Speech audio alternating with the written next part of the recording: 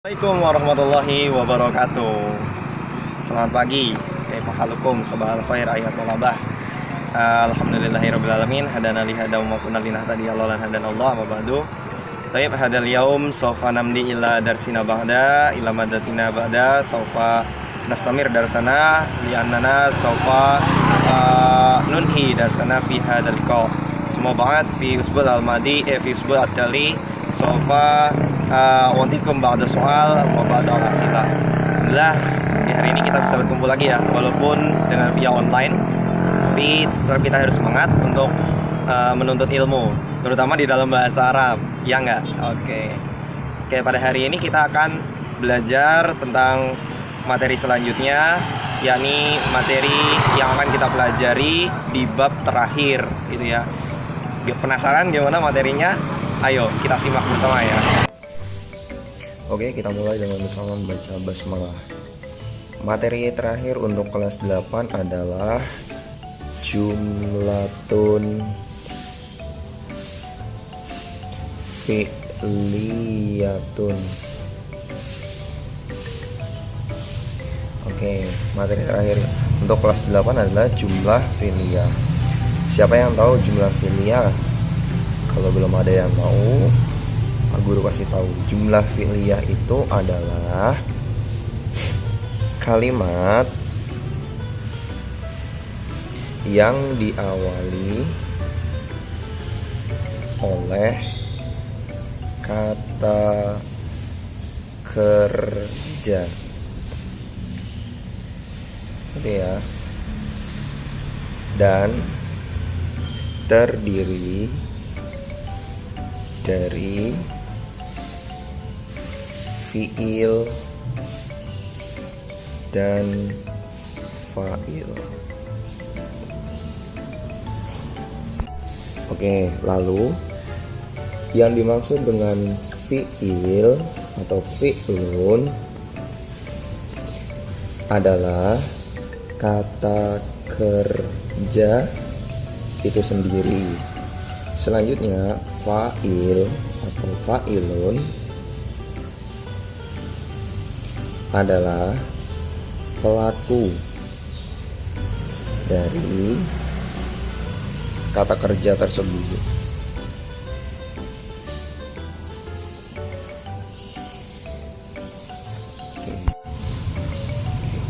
Kata kerja berdasarkan keterangan waktunya itu dibagi menjadi 3.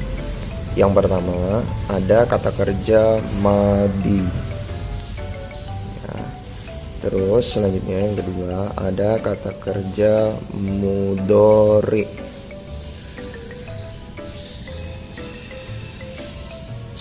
Yang terakhir ada kata kerja amrun.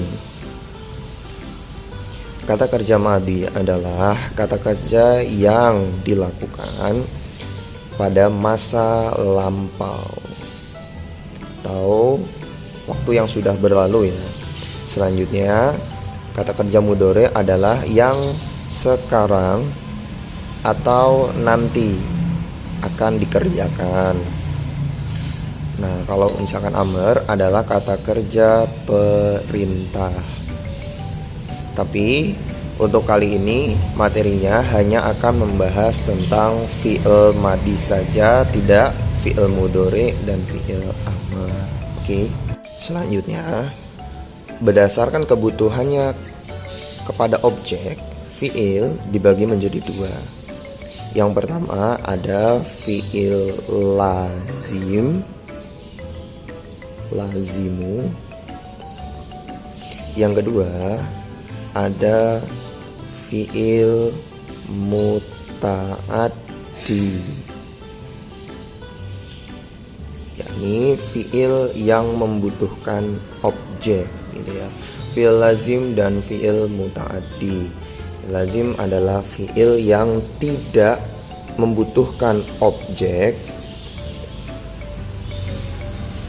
ya, tidak membutuhkan objek. Muta'addi adalah yang membutuhkan objek. Oke. Contoh-contoh dari fi'il yang tidak membutuhkan objek adalah sakoto, selanjutnya ada jaro. Yang terakhir ada nama. Ya, ini adalah kata kerja yang tidak membutuhkan objek, karena ketika kata kerja ini sudah berada dengan fiil dan tidak ada objeknya, sudah menjadi sebuah kalimat. Nah, itu disebut fiil lazim. Lalu fiil muta'addi, contoh-contohnya adalah yang pertama ada bana, yang kedua ada qasama,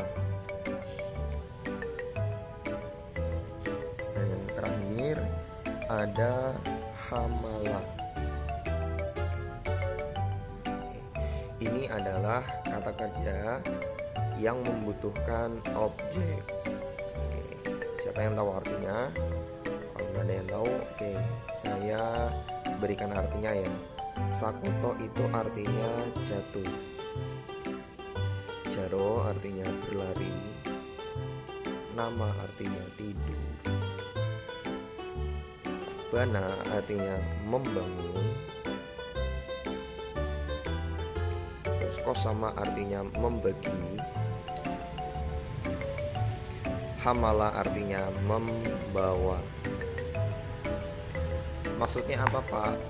Membutuhkan objek dan tidak membutuhkan objek. Di bahasa Indonesia, kalian pernah mempelajari bahwasanya ada kata kerja yang membutuhkan objek untuk menjadi sebuah kalimat dan ada yang tidak membutuhkan objek gitu ya untuk menjadi sebuah kalimat.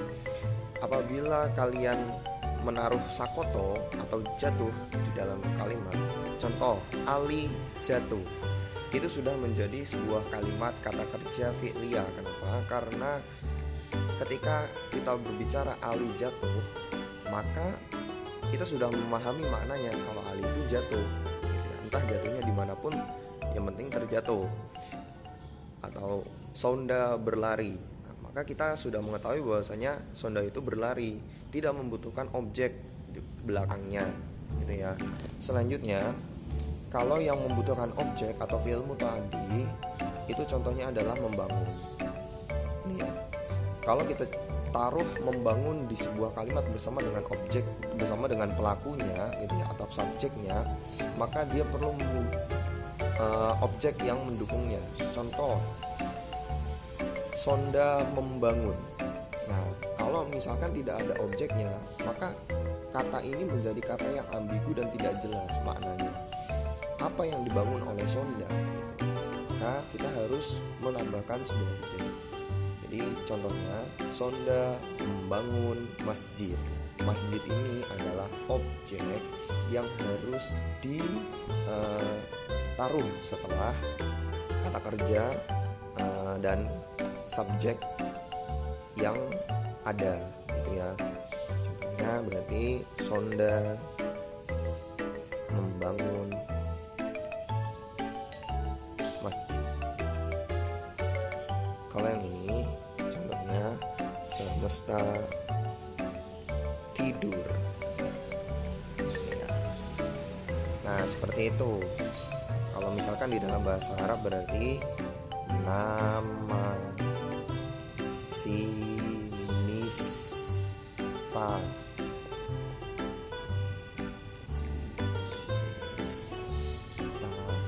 lalu kalau di sini saunda, bana, saunda, masjidan.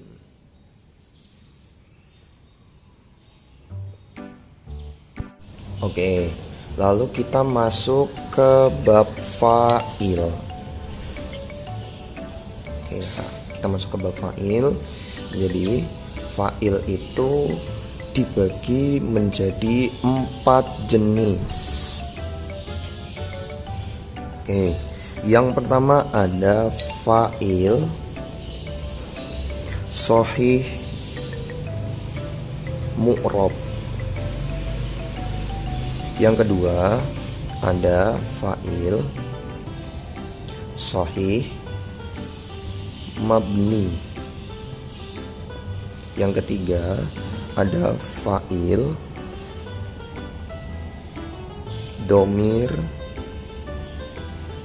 dan domir mustatir.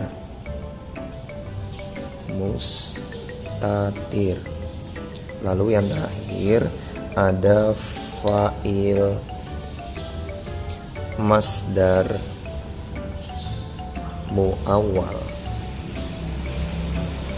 Nah, inilah 4 jenis fa'il atau subjek ya, orang atau pelaku yang melakukan sebuah pekerjaan.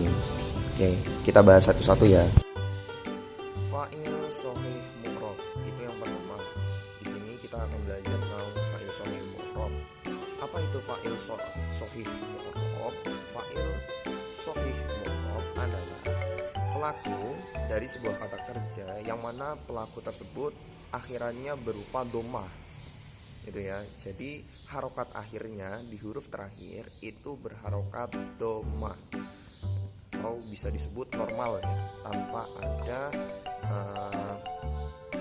hal apapun yang mengubahnya. Itu namanya fa'il sahih mu'rab. Lalu yang selanjutnya ada fa'il sahih mabni. Nah, apa itu fa'il sahih mabni? Fa'il sahih mabni adalah pelaku atau fa'il yang mana pelaku tersebut berakhiran sukun, itu berakhiran harokat sukun ya, makanya disebut mabni gitu. Apa itu mabni? Mabni itu akhiran dari sebuah kalimatnya itu adalah sukun, dari sebuah kata ya, itu sukun. Nah, di sini ada najaha man ijtahada, karena man di sini letaknya setelah najaha. Karena najaha juga adalah kata kerja, maka dia memiliki derajat sebagai subjek atau pelaku dari najaha. Najaha itu adalah sukses ya. Man itu artinya siapa, ijtahada itu artinya yang bersungguh-sungguh. Jadi kalau misalkan diartikan dalam sebuah kalimat, siapa yang bersungguh-sungguh, siapa yang sukses, dialah yang bersungguh-sungguh, gitu ya.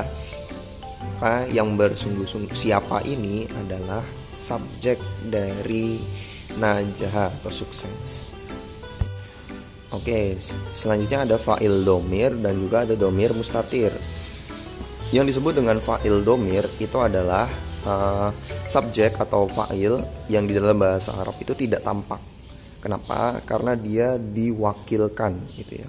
Jadi akal tu itu kalau misalkan saya gitu ya. Saya makan. Jadi bukan akala ana gitu. Kalau misalkan akala ana itu nanti jadinya domir mustatir. Nah, kalau domir mustatir itu akala Muhammadun. Jadi subjeknya adalah Muhammadun. Muhammadunnya tampak.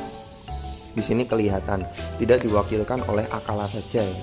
Karena kalau huwa itu di fi'il madi seperti yang sudah pernah saya jelaskan, akala itu sudah mewakilkan huwa gitu ya, akala aruza. Tapi karena di sini membutuhkan subjek, maka Muhammadun di sini ditulis dan dia tampak gitu ya, terlihat. Kalau di sini kan ananya tidak terlihat, diwakilkan oleh kata tu gitu ya. Ananya ini diwakilkan oleh kata tu. Jadi akala ana menjadi akal tu. Nah, kalau di sini tampak akala Muhammadun ar-Ruzza. Gitu ya. Jadi fa'il domir itu yang subjeknya tidak tampak. Kalau di sini domir mustatir adalah subjeknya yang tampak atau kelihatan, seperti itu. Yang terakhir adalah fa'il masdar muawwal. Fa'il masdar muawwal seperti yang pernah kita pelajari sebelumnya, bahwasanya masdar muawwal adalah kata kerja fi'il mudhari yang diawali oleh kata an, lan ataupun li gitu ya. Nah, sekarang di sini ada contoh yajibu antusolia. Ada annya di sini, maka di sini fa'ilnya menjadi masdar muawwal gitu ya. Berakhiran a. Yajib di sini fa'ilnya atau subjeknya itu adalah antusolia. Lalu kata kerjanya yang dipakai di sini adalah yajibu. Artinya adalah kamu harus sholat. Yajibu itu harus, gitu ya. Kamu sholat itu antusolia. Maka karena letaknya antusolia ini setelah yajibu, antusolia menjadi subjek. Antusolia adalah subjek atau fa'il masdar muawwal, seperti itu ya. Oh iya, alhamdulillah intahaina minal maddah alati ta'allamna fi hadzal yawm. Bada hada sawfa untikum soal semata juma'una via WA. Oke. Alhamdulillah hari ini kita sudah selesai untuk pelajarannya.